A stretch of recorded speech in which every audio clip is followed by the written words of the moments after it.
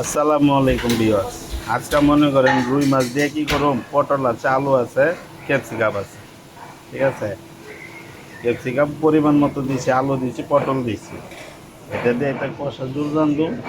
রুই মাছটা আগে ভাইজা লইছি, কারণ একলা মানুষ তো, তাই এখন মনে করেন তেলটা ঢেলা দিতেছি। ऐसे ही खोला, आज ऐसे ही खोलता है। अलाउंस नहीं सुनता है, क्या बोलता है क्या मैं अभी অলিভ অয়েল ঢেলে দিলাম। ঠিক আছে, প্রতিদিনের মতো আমি যে জিনিসটা খাই হেডো আজকা দিমু, যেটা খাইলে মনে করেন শরীর স্বাস্থ্য মন দুমুন্ডই ভালো থাকে, এটা দিমু। প্রতিদিনের মতো দিয়ে দিলাম ওই যে রসুনটা, আস্তা রসুনটা। ঠিক আছে, এটা ফ্লেভারটা খুব সুন্দর, খাইতেও টেস্ট। আপনারা একবার ট্রাই করে দেখেন, এরকম আস্তা রসুন দিয়া তরকারির মধ্যে কি স্বাদ আসে। এখন মনে করেন তেলটা গরম হয়ে আইছে, দিয়ে দিলাম পেঁয়াজগুলা। এটা মনে করেন 12 ঘন্টা ডিউটির পরের কাম, বুঝছেন না? 12 ঘন্টা যখন ডিউটি দিয়ে রাখি না, 12-13 ঘন্টা, এরপর হয়েছে এটার কাম। এখন মনে করলেন পেঁয়াজগুলি একটু লাইড়ে ছেড়ে দিতেছি, ওইবার থাক। ঠিক আছে, এই ফাঁকে আমি একটু পানি নিয়ে আই। যে পেঁয়াজ হালকা আজকা ইন্ডিয়ান পেঁয়াজ ইউজ করছি, তো পেঁয়াজ দেশিটা শেষ হয়ে গেছে, সময় পেটে যাওয়ার লেগা ইন্ডিয়ান পেঁয়াজটা ইউজ করছি আজকে। পেঁয়াজটা ভাজা ভাজা হইতেছে। এখন দেখেন পেঁয়াজটা ব্রাউন কালার হয়ে আইছে। ঠিক আছে, মানে পুরা ব্রাউন হয় না, হালকা ব্রাউন হয়েছে। এখন মনে করেন এনে দিয়া দিতেছি লবণ, পিঙ্ক সল্ট দিয়ে একটু নাইড়ে ছেড়ে নিলাম। তারপরে দিয়া দিব একটু পানি, বাস।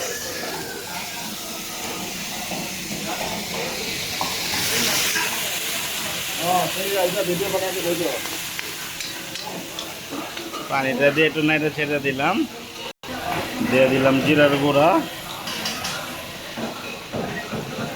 ধনিয়ার গুঁড়া,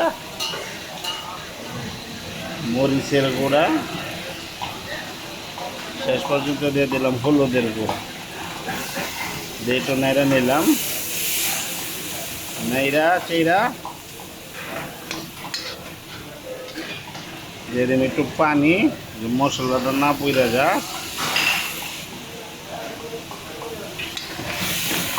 পানি দিয়ে একটু কষাই নিই, চুলার আঁচটা একটু বাড়াই দিলাম।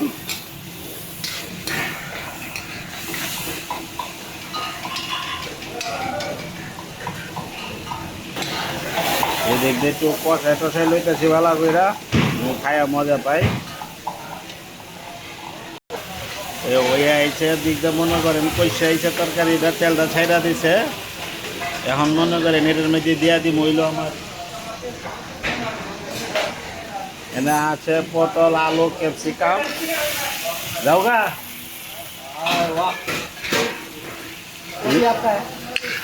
হ্যাঁ, এনে আমার একজন নেপালি দোস্ত দেখলো আমি কেমনে বানাই, কি বানামো জিগাইলো। মাছ এটার ডাল মুখিয়ে দিন, আমরা বাংলাদেশি তো সবজির মধ্যে মাছ না ডাললে আমরা খাই শান্তি মাই। আমরা মাছে ভাতে বাঙালি, কিন্তু ইলিশ খাইবার পারি না। ইলিশ তো নাই, ইলিশ তো সমস্যা। ইলিশ তো পাইলাম না ভাগে, ইলিশ তো ইন্ডিয়া পাঠাই দিতেছে। যাক, আমরা প্রবাসীর ওই বরফের রুই খাই শান্তি, আলহামদুলিল্লাহ। অকালালি টাকা দিয়ে খাইতো সব শান্তি লাগে খাইতে, বুঝছেন না কথা? ये हमारा नेपाली दोस्त है, नेपाल से पहुँचा। हाँ हाँ, वो बन रहा है, वो बनने के लिए डाल दिया,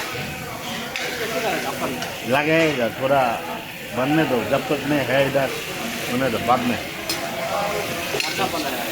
थैंक यू।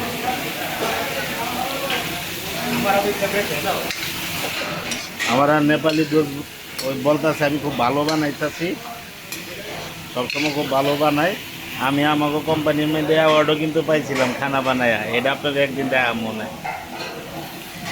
সেকেন্ডে ছিলাম, ফার্স্ট এবার পারি না। এটা মনে করেন আমার একটা সালাদ যেটা আমি খাই, সেটা লয়ে লইছি। এই দিকটা মনে করেন দেখেন মোটামুটি, কিন্তু কালারটা খারাপ না কিন্তু একবারে, দেখছেন না? পটল, ক্যাপসিকাম, আলু কষেন না করতেছি, ভালোই লাগতেছে। হ্যাঁ, তবে আপনারা কিন্তু একটা লাইক কমেন্ট শেয়ার করবেন খাবারগুলো নিয়ে, মাঝে মাঝে ব্যাড কমেন্ট করবেন। কী করুন, বন্ধু বান্ধব করতেও পারেন ব্যাড কমেন্ট। আমারই কিছু বন্ধু বান্ধব আছে এরা ব্যাড কমেন্ট করে আমাদের। এবং দিয়ে দিতেছি পানি পরিমাণ মতো। পানি লো তো একটু, পানি লো,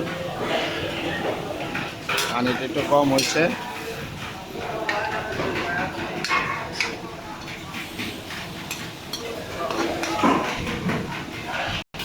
দিয়ে দিলাম পানি। দেওয়ার হার পরে মনে করেন এনে বাইজা রাখছিলাম প্রবাসীর ঘর যে রুই মাছ খাওয়াই না, বরফের রুই মাছ। ওইটি মানে বিশেষ করে আমরা দুবাইতে এই মাছটাই সবাই খাই। কেউ আবার আছে অনেক বড় লোক, এরা আবার খায় না। মনে করেন মাথাটা দিয়ে দিই উল্টায়া।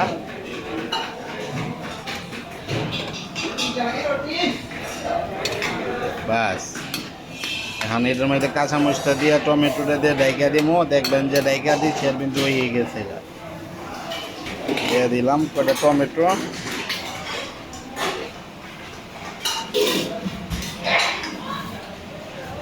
এই ফাঁকে দিয়ে দিলাম গ্রিন চিল্লি।